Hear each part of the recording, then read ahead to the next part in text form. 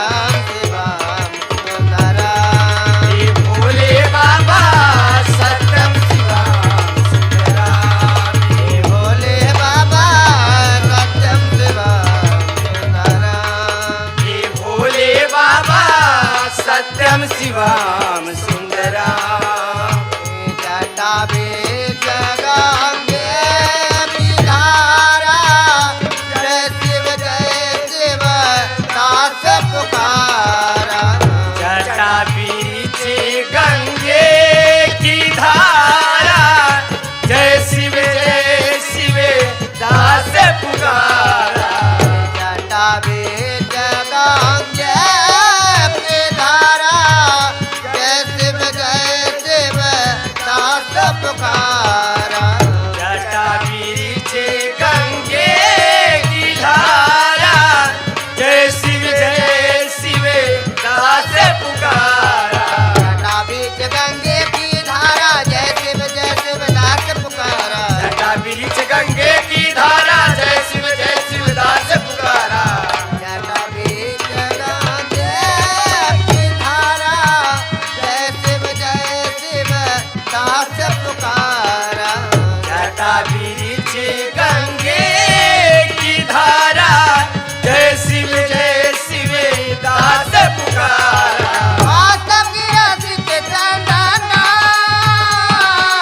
माता की रसिक चंदना